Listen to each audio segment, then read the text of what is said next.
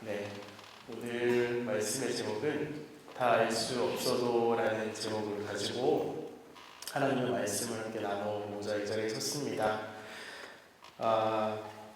욥기를 묵상한다는 것이 쉬운 일은 아닐 것 같아요. 좀 그러지 않으세요? 저는 욥기를 묵상하는데 마음이 참 힘들어요. 굉장히 매번 누군가의 공격과 그러니까 육신의 고난과 삶의 고난을 넘어서서 관계의 공격을 받고 있는 욥, 또 그것을 방어하고자 계속 또 하나님께 기도하고 또 변명하기도 하는, 항변하기도 하는 욥의 모습을 보면서 아둥바둥 살아내는 오늘날 우리의 모습이 아닌가라는 생각도 좀 하게 되었어요. 또 내용적인 부분도 그렇지만 솔직히 성경을 읽다 보면은 맥락을 놓치기가 굉장히 쉽습니다. 지금 이 말씀이 어느 부분에 있는지, 또 어떤 친구의 이야기에 반하여서 요셉이 말하고 있는지, 이건 또 친구가 말하는 것인지 욥이 말하는 것인지, 좀 가끔은 우리가 마음을 놓고 있으면 놓칠 가능성이 매우 커요. 무엇보다 우리가 욥기에 대해서 가지고 있는 고정관념이라는 게 있습니다. 저는 이렇게 표현합니다. 욥기는 처음과 마지막만 존재하는 성경이라고 저는 이야기하고 싶어요. 그도 그럴 것이 욥기 전체에서 우리가 흔히 알고 있는 욥기의 이야기는 어떤 이야기죠? 동방의 부자인 욥이 고난을 받아, 물론 사단의 시험으로 고난을 받아 모두 없어지고 건강까지 잃어버렸지만 결국 믿음을 지켜서 마지막에 그 모든 걸 되찾았다고 하는 아주 단편적인 이야기가 우리가 그동안 욥에 대해서, 욥기에 대해서 생각하면 떠오르는 이야기의 구조였어요. 너무나 잘못된 고정관념이라고 우리는 생각해야 될 것 같습니다. 그도 그럴 것이 욥기를 큐티하다 보시니까 아실 것 같죠. 이런 이야기가 욥기에 있었다니 라고 하면서 말이죠. 방금과 같은 처음과 끝만 존재하는 욥기에 대한 이해는요, 욥기 전체를 봤을 때 30%밖에 되지 않을 것 같아요. 나머지 70% 아니면 그 이상의 이야기들이 우리가 욥기의 처음과 나중이 아닌 그 중간에 있는 모든 이야기의 흐름을 볼 때 발견할 수 있는 아주 보석과 같은 것들이 많은데 말이죠. 어찌 보면 좀 그런 생각을 했습니다. 욥기에 대해서 이해한다는 건 무엇일까라고 생각을 했을 때, 나이가 들고 인생의 여정이 쌓여갈수록 또는 나이에 상관없이 하나님께서 하나님 앞에서의 고민과 애통이 많아지면 많아질수록 이 욥기를 이해하는 그 이해력이 100%에 가까워지지 않을까라는 생각을 사실 욥기를 읽으며 한 번씩 하곤 했습니다. 그렇기에 여기에는 사실은 저는 참 연소하고 부족한 사람이에요. 여기에는 저보다 훨씬 더 오랫동안 인생을 사시고 더 많은 인생의 고난을 겪어오시며 그 시기를 묵묵히 넘어오신 분들이 정말 많이 계시다는 걸 저는 알고 있습니다. 설교자로서 이 모든 것들을 그냥 뒤로 하고 말씀을 전하는 게 맞지만 때로는 제가 여러분보다 욥기를 모를 수도 있겠구나라는 생각도 하게 되었어요. 욥의 말할 수 없는 환난의 시간들, 비난의 시간들을 우리는 말씀으로 보는 가운데 우리는 있습니다. 그렇게 우리는 어떤 결말을 찾기가 좀 어려워요.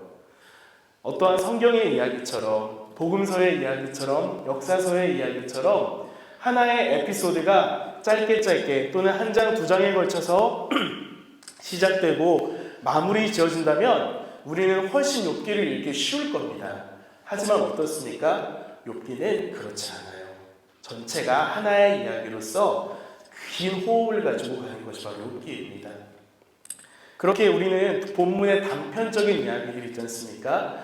부분에 나오는 이야기들에서 어떤 교훈을 찾아낸다는 것이 사실 쉽지는 않아요. 욥의 고난과 친구들의 비난, 욥의 항변하는 과정들, 또 하나님을 회복시키시는 이 모든 과정들을 넘어서 욥이 이 본문의 상황 안에서 일관적으로 취하고 있는 태도와 반응하는 모습들을 그렇게 우리는 살펴봐야 될 이유가 여기에 있는 겁니다. 그렇게 우리가 그 내용을 바탕으로 이것을 전제하고 오늘의 말씀의 이야기를 함께 해보려고 해요. 10장 1절과 2절 말씀을 다시 한번 같이 읽어보도록 하겠습니다. 시작. 내 영혼이 살기에 곤비하니 내 불평을 토로하고 내 마음이 괴로운 대로 말하리라. 내가 하나님께 아뢰오리니 나를 정죄하지 마시옵고 무슨 까닭으로 나와 더불어 변론하시는지 내게 알게 하옵소서. 아멘. 첫 번째 제목은 솔직한 언어, 간절한 토로라는 이야기로 이야기를 해보고 싶습니다. 사실 욥은 더 이상 버틸 수가 없어요. 견딜 수가 없어요. 평생 당해도 모자란 고난을 정말 요 며칠 사이에 어마어마하게 당하고 있습니다. 더군다나 앞에서도 말씀드렸다시피 육체적, 재산적, 어떤 경제적 어떤 그런 고난을 넘어서서 나와 함께하던 친구라는 관계가 그 절친하던 이들이 나를 공격하며 나를 정죄하고 있을 때 인간으로서 겪고 있는 극한의 고난을 욥은 지금 지나가고 있는 것입니다. 이 본문 10장 1절과 2절의 상황을요, 좀 히브리 원어에 맞춰서 다시 한번 해석을 해봤어요. 가만히 살펴보면서 제가 개인적으로 그냥 번역해 본 건데 이렇습니다. 나는 나의 삶을 혐오합니다. 내가 나의 불평을 자유롭게 발언하고자 합니다. 나는 내 영혼의 쓰리쓴 가운데 말할 것입니다. 나는 하나님께 이렇게 말할 것입니다. 나를 비난하지 마십시오. 당신이 나에 대항하여 싸우시는지 알려주십시오. 좀 히브리 원어는 조금 더 격앙된 모습으로서 하나님 앞에 욥이 말하고 있는 것을 우리는 볼 수 있어요. 이 1, 2절을 시작으로 해서요, 이후에 3절부터 22절까지 욥의 하나님을 향한 토로가 쭉 나옵니다. 얼마나 솔직하게, 토로라는 말 다른 단어 아시죠? 토로한다? 내뱉는다는 거죠. 속에 있는 이야기를 다 이어놓는다는 거죠. 얼마나 솔직하게 토로하는지 하나님께 당신이라는 호칭을 쓰고 있어요. 어떤 존칭이 아니라 당신, 영어로 you입니다. you. 사실 영어와 한국어의 가장 다른 점은 존댓말이지 않습니까? you라고 하면 다 친구잖아요. 하여튼 그런 느낌으로 하나님 앞에 you라는 당신이라는 호칭으로 말하고 있어요. 히브리어로 보면 이 하나님이라는 단어를 말할 때 얼마나 이들이 조심스럽게 발음하고 반응했는지를 생각하면 욥의 이 말은, 이 호칭은 굉장히 파격적이라고 할 수 있습니다. 그야말로 내가 지금 아니면 이제 끝이다라는 생각으로 마지막으로 발악하는 느낌도 좀 있어요. 마지막으로 막 하나님 앞에 막 덤비는 느낌도 사실 본문을 읽으면서 저는 받았습니다. 제가 너무 힘이 듭니다. 내 마음에 있는 말은 제가 다 할 거니까요, 내가 괴로우면 괴로운 대로 다 얘기하겠습니다. 나한테 뭘 하지 마십시오. 대체 나한테 왜 이러시는 겁니까? 창조주이시며 전능하신 하나님 앞에 이렇게 도전적으로 마음에 할 말, 못할 말을 다 하고 있고 이거 말리지 말라고 하면서 도전하고 있는 욥. 이 어찌 보면 무모하고 당돌한 욥의 이 토로할 이면에는 무엇이 있을까요? 바로 하나님 앞에 솔직하게 내어놓는 그 마음이 서려 있다는 것입니다. 가릴 것 없습니다. 숨길 것 없습니다. 하나님, 내가 고스란히 내놓겠습니다. 그 아무것도 욥에게 걸림돌이 없이 그 안에 있는 이야기를 고스란히 하나님께 솔직한 언어로 내어놓고 있어요. 그렇게 하나님은 자기 앞에서 그렇게 당돌할 정도로 정말 걸리는 것 없이 모두 다 내뱉고 있는 욥을 바라보시면서 과연 어떠셨을까요? 제가 예전에, 저는 이제 아시다시피 저는 저희 부모님을 목회를 하셨어요. 전라도 전주의 작은 빈민가라고 해야 될까요? 참 못 사는 동네에서 지하실에서 목회를 시작했습니다. 저의 어렸을 때의 꿈은요, 창문이 있는 방에서 살아보는 것이었어요. 그리고 창문이 있는 방에서 살아가는 그 소원은 제가 신학대학원을 들어가고 기숙사에 들어가면서 이루어졌어요. 거의 30년이 걸렸죠. 어찌됐건 어렵다고 말하는 것도 좀 부끄럽습니다만 그렇게 살아오는 가운데 어렵게 부모님 목회를 하셨고 그 가운데에서 부모님의 목회를 도와드리긴 했지만 나름대로 불만이 굉장히 많았던 인생이었어요. 왜 우리 인생은 이거밖에 안 될까? 왜 나의 삶은 이것밖에 되지 않을까? 어머님을 목회자의 아내로 살아가시면서 지금도 저는 잊혀지지가 않는 어머니의 한탄이 있습니다. 그냥 혼자 하셨겠죠. 야, 이번 달에는 우리 집이 4만 원으로 살아야 되는구나. 어떻게 해야 되냐? 이렇게 좀 순화해서 말했지만 어머니는 약간 울분을 토하셨던 것 같아요. 그런 시간들 속에서 제 안에 교회는 다녔지만 하나님을 향한 원망이 참 많이 쌓여있던 저의 삶을 지금 와서 보니까 발견하게 되었습니다. 욥의 이 하나님을 향한 외침 무려 저도 했던 적이 있었거든요. 어렵게 지하실에서 빠져나온 교회가 정말 작은 건물 하나 지었어요. 정말 작은 건물이에요. 그런데 너무 어려운 시절이었어요. 그래서 아버지한테 화를 내고 나 이 교회에 불을 지르겠다고 하면서 이렇게 기름을 찾았던 적이 있어요. 이 교회만 없으면 우리 집이 평안할 것 같아서. 물론 설교는 없었습니다. 한 년을 위해서. 그랬는데 어쨌건 그걸 찾아다니면서 막 기름을 뿌리겠다고 화를 내면서 없으니까 막 교회 벽을 주먹으로 치기 시작했어요. 그러면서 하나님한테 당신이 있다면 왜 우리를 이렇게 살게 하느냐, 난 당신이 너무 싫다라고 절규했던 기억이 있었어요.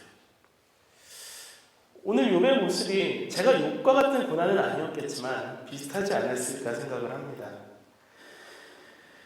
욥은 하나님 앞에서 자기의 자신의 상황을 설명하고 있어요. 9장까지. 그런데 자기는 알아요. 하나님 앞에 자기가 얘기해봤자 죄송합니다. 잽이 안 된다는 걸 알고 있어요. 그래서 목숨을 걸고 하나님이 분노하실지라도 10장에서 하나님 앞에 절규하며 재판정에서 피고인이 재판장의 마지막으로 항소하는 듯한 그 느낌으로 이야기를 하고 있습니다. 재판장에게 항소한다는 건 무슨 뜻일까요? 그래도 재판장은 정의롭고 공의롭다는 믿음이 있다는 거예요. 저희 집의 막내가 5살입니다. 저희 집 막내가 5살인데 이 생각도 나더라고요. 이 아이가 저한테 화가 났다고 한번 쳐볼게요. 아이들이 화가 나는 경우가 뭐가 있겠습니까? 자기 마음대로 TV를 안 보여주거나 자기가 원하는 옷을 안 입혀주거나 하겠죠. 그런데 이렇게 얘기하죠. 아빠 내가 너무 힘든데 지금부터 아빠한테 다 말할 거야. 아빠 똑똑히 들어. 제 눈을 바라보면서. 실제로 그랬다는 게 아니라요. 그런 예를 들은 겁니다. 만약에 그렇다고 치면 제가 이 아이에게 어떻게 반응할까요? 당황스럽겠죠. 일단은 약간 당황스럽겠죠. 얘가 어디 뭐가 잘못됐나? 그런데 그 다음으로 드는 생각은 뭘까요? 귀엽잖아요. 아유 귀엽다. 왜일까요? 제가 이 아이의 아빠이기 때문입니다. 제가 이 아이를 너무 잘 알고 이 아이를 어려서부터 키워오고 함께 해온 사람이니까 이 아이의 이 분노하고 화가 나는 포인트가 뭔가 어렴풋하더라도 어쨌건 이 아이의 도전이 너무 귀여운 거예요. 이 아이 역시 저희 막내 역시 저한테 만약에 이런 얘기를 한다면은 아무한테나 이런 얘기를 할 수 있겠습니까? 아니죠. 아빠기 때문에 나를 너무 잘 알기 때문에 그 아이는 그런 얘기를 할 수 있을 겁니다. 욥은 하나님을 참 경외하는 사람이었어요. 정말 위인이었어요. 그가 이런 고난을 당하는 거는 지난주에 우리 홍 목사님도 설교하셨지만 상식적으로 이해가 되지 않는 상황이에요. 그런데 욥이 하나님을 경외하는데 어떻게 경외했을까? 오늘 욥의 분노를 보면서 생각하게 되었어요. 하나님이 저 멀리 떨어진 정말 나랑 저 멀리 떨어진 분, 저 어렴풋이 보이는 분 또는 죽어버린 우상처럼 가만히 서 있어서 나의 그냥 말을 듣는 둥 마는 둥 하시는 분 그런 게 아니라는 걸 욥은 알고 있었다는 거예요. 욥은 본인이 받았던 축복이 모두 하나님으로부터 인한 것임을 알고 있었기에 역시 그것을 가져가 버리신 하나님 앞에 솔직한 언어로 간절하게 그분을 여전히 신뢰하는 마음으로 토로하고 있는 것입니다. 사랑하는 여러분, 여러분의 기도는 얼마나 솔직하세요? 우리의 기도는 얼마만큼 솔직할까요? 물론 공적인 자리에서 나와서 하는 기도는 우리 모두의 마음을 대변하며 함께 대표하는 것이기에 조금은 격식이 필요하고 또 준비해야 되지만 여러분이 하나님 앞에서 홀로 서 있는 그 자리에서 하시는 기도 여러분 얼마나 솔직하게 기도하고 계세요?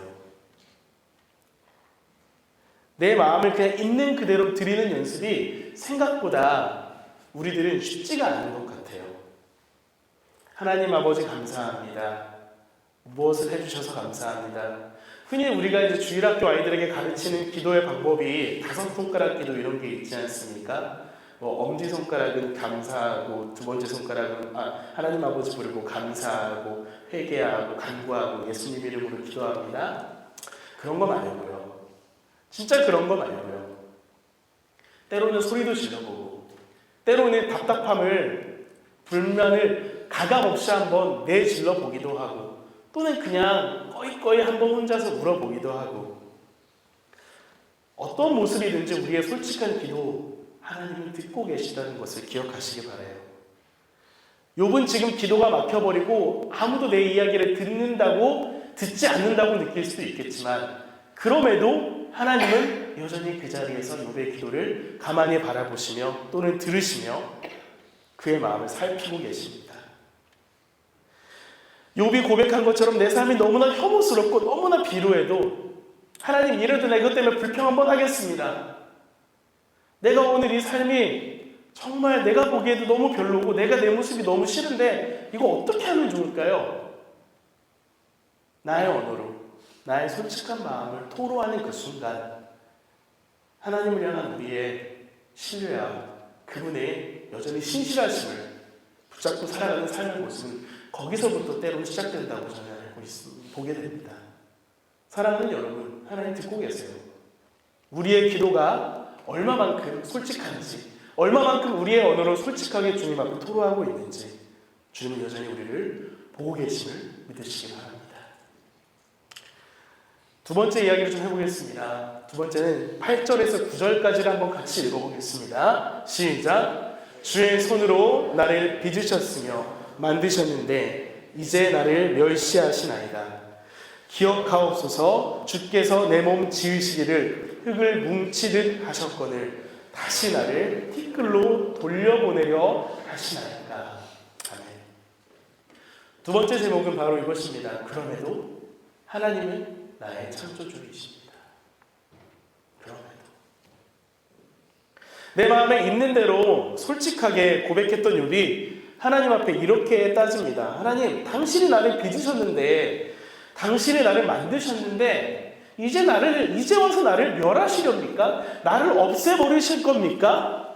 당신이 만들어 놓고 왜 지금 이 순간 나를 이렇게까지 몰아붙이시는 이유가 대체 뭡니까? 욥은 한 사람이 당해도 모자란 고난을 평생 당해도 모자란 고난을 일순간 당하고 있어요. 사실 인생을 스스로 마감해도 이상하지 않은 욥입니다. 죽어도 괜찮아요. 이 정도까지 힘들면 어떡해요? 죽어야지. 그런데 그렇지 않아요. 오히려 하나님 앞에 질문하고 따지고 있습니다. 그런데 그 질문과 도전 앞에, 질문과 따진다는 표현이 적절할지 모르겠습니다만, 그렇게 하는 그 시작점에 욥은 하나님이 나를 빚으셨고 만드셨다고 이야기하고 있습니다.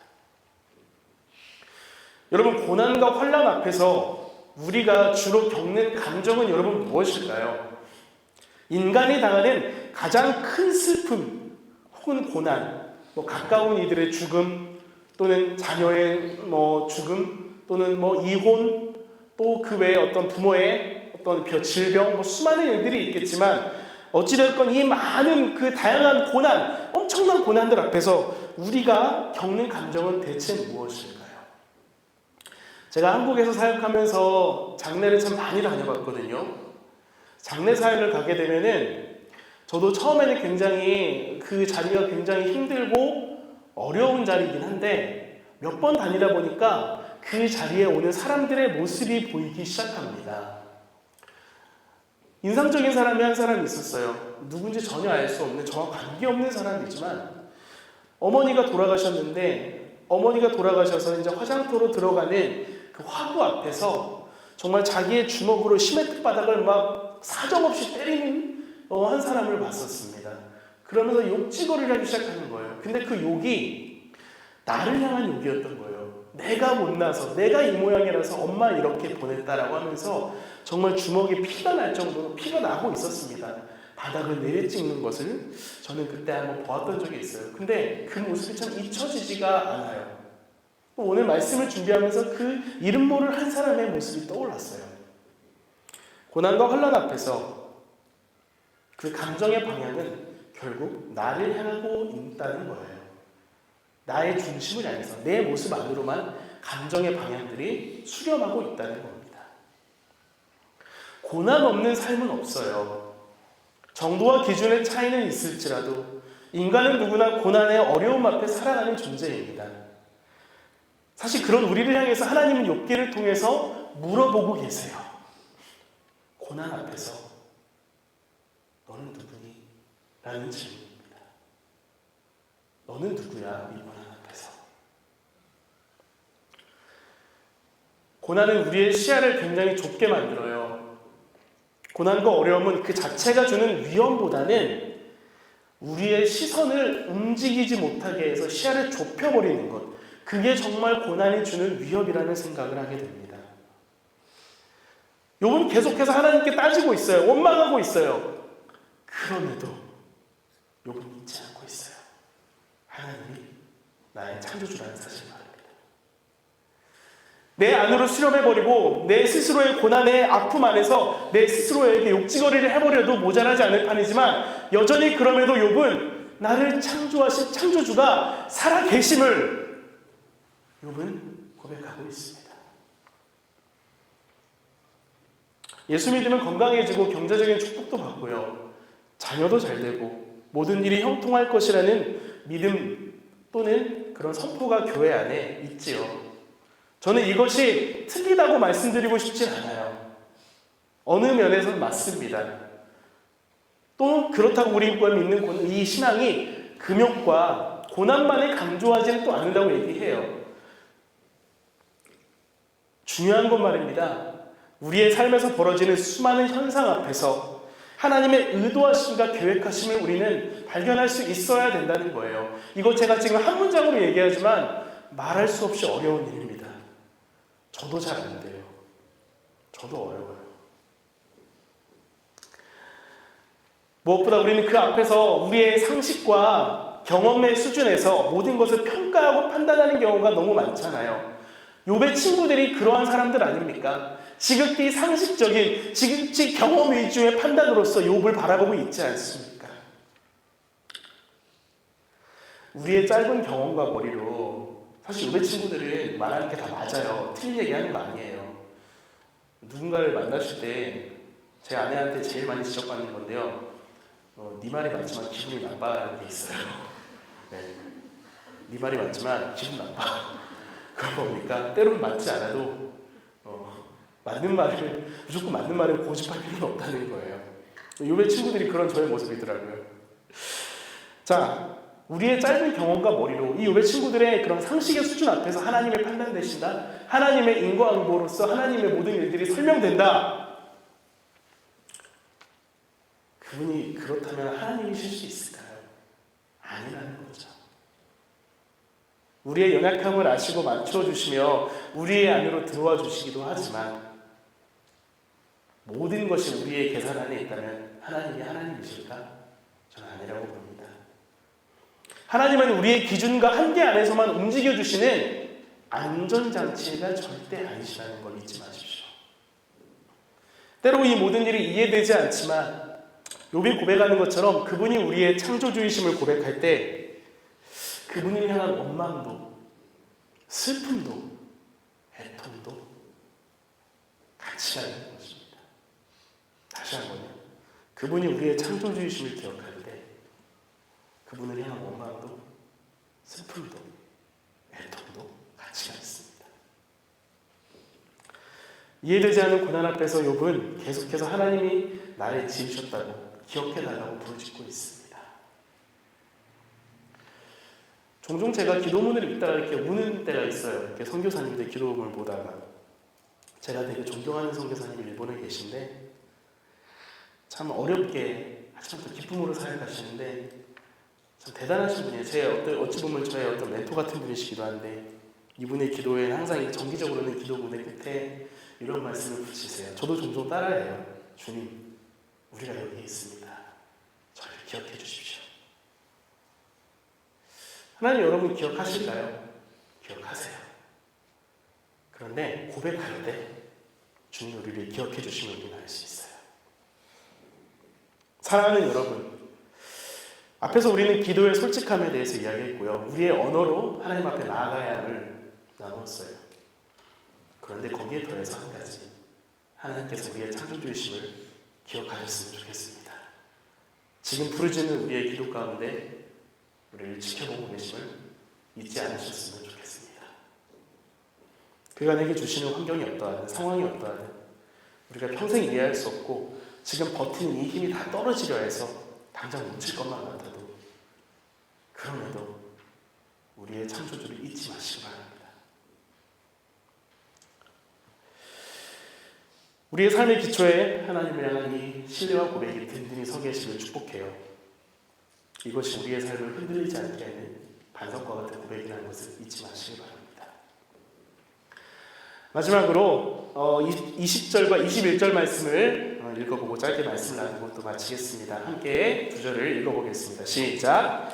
내 날은 적지 아니하니까 그런즉 그치시고 나를 버려주사 잠시나마 평안하게 하시되 내가 돌아오지 못할 땅 곧 어둡고 죽음의 그늘진 땅으로 가기 전에 그리하옵소서. 아멘. 여러분 욥기의 내용 다 알고 계시죠? 마지막에 해피엔딩으로 끝나지 않습니까? 마지막에 욥이 잃었던 재산도 다 찾고 자녀도 다시 태어나고 친구들과 관계도 회복되고 행복하게 잘 살았다라고 우리는 알고 있어요. 욥기의 내용을 알고 있으니까 우리는 기억하는 거죠. 그런데 욥은 몰랐을 거예요. 이러다 죽겠구나 생각했을 거예요. 욥은 끝을 몰랐잖아요. 그런데 우리는 말씀을 통해서 알 수 있습니다. 욥기 2장 6절에서 하나님께서 사단에게 내가 그를 내 손에 맡기노라 다만 그의 생명을 해야지 말지니라 라고 말하고 계셨기 때문이에요. 죽지는 않을 거라는 걸 우리는 알고 있어요. 그럼에도 욥 대신에 만약 우리가 이 자리에 있다면 우리는 이 고난이 끝날 것이라고 말할 수 있을까요? 아무리 결말을 알고 있다 하더라도 아니요. 결말을 알아도 결말을 못 믿을 거예요. 믿지 못할 거예요. 그렇기에 욥은 그렇게 고백하죠. 죽기 전까지는 고난이 안 끝날 거라 생각을 해서 하나님한테 나를 향한 마음을 그치시고 그쳐달라고 이야기합니다. 그치시고 죽음이라는 쉼에 들어가게 해달라고. 제발 좀 나에게 관심 좀 꺼주세요. 나 이제 죽을 겁니다. 나를 향한 관심도 걷어주시고 제발 나를 좀 내버려두세요. 당장 내가 죽겠다고 말하는 건 아니에요. 하지만 나를 향한 관심을 그쳐달라는 욥의 고백 앞에는 여전히 내 삶을 끝낼 권리가 나에게 없다는 것을 의미하는 것이기도 합니다. 욥이 죽었다면 진작 죽었겠죠. 어떤 방법으로든지. 그런데 이 삶을 내가 끝낼 권리가 없다는 것을 욥은 하나님 앞에 토로하고 있어요. 그래서 오늘 마지막 말씀해 주시는 그럼에도 나의 주인 되신 하나님 들어주십시오라는 고백인 것입니다. 나의 주인 되신 하나님 들어주십시오. 내 삶의 주인이 내가 아니라는 것이에요. 요즘 우리나라에서 또는 전 세계적으로 굉장히 유행하는 많이 지나갔죠. 유행을 지나갔지만 자주 언급되는 단어가 있습니다. 욜로라는 단어죠. 한 번 사는 인생이다. 인생은 네 거다라는 거지 않습니까? You only live once라고 해서 인생은 한 번뿐. 지금 지나가면 절대 안 돼. 우리도 좀 그렇지 않습니까? 이제 캐나다에 처음 오신 분들은 되게 이런 생각을 저만 그런지 모르겠지만 올해가 마지막이다. 놀러 갈 수 있을 때 다 놀러 가자. 이런 생각도 하잖아요. 올해가 아니면 나는 로키를 갈 수 없어. 이런 얘기 저는 굉장히 많이 들었습니다. 단순히 그런 비교를 떠나서 내 인생이 한 번이기 때문에 여기서 더 나아가서 세상은 무엇이라고 얘기합니까? 인생은 네 거라고 이야기하죠. 네 마음대로 할 수 있어. 네 자유야. 모든 것이 네 손 안에 있어. 끝낼 자유도 너에게 있어. 그것의 반증일까요? 갈수록 자살률은 높아져 갑니다. 2021년 자료에 10대에서 30대 자살률이 가파르게 증가하고 있었어요. 굳이 강조하지 않아도 OECD 전체에서 대한민국의 자살률은 타의 추종을 불허합니다.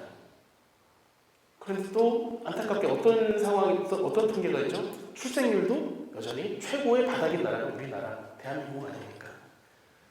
스스로 목숨을 끊는 일들이 많은 나라, 태어나는 일들은 적은 나라. 내 인생의 주인이 나라는 거죠.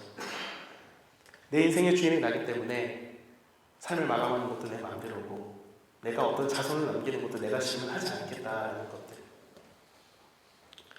고난과 어려움 앞에서 이 삶의 주인이 하나님이시라는 고백 할 수 있을까요? 저는 아직까지는 잘 모르겠어요. 해야 되는데. 하나님, 내 삶을 마무리해 주십시오. 이게 내 마음대로 할 수 없기 때문에 이젠 좀 관심 끊어주시고 제가 이제 하나님 저를 내버려 두시면 정말 좋겠습니다라는 그 고백, 단순히 죽겠다는 고백이 아닌 죽을 만큼 힘이 들고 괴롭지만 하나님 당신 앞에 내 삶의 주도권을 여전히 내어드립니다라는 고백이라는 거예요. 죽음마저도 하나님의 손에 있기에 나는 여전히 당신을 의지합니다 라는 욥의 역설적인 고백이 여기에 있습니다.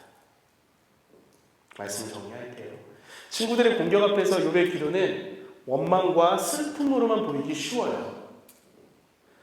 실제 욥은 그런 감정에 휩싸여 있기도 한 것 같습니다. 하지만 그 기도의 이면에 욥은 하나님 앞에 자신의 있는 모습 그대로 서 있어요.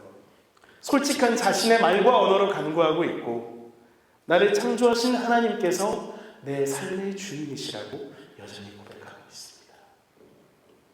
우리는 욥기의 결말을 알기에 이러한 욥의 시간들이 머지않아 해피엔딩으로 맞춰질 것을 알고 있어요.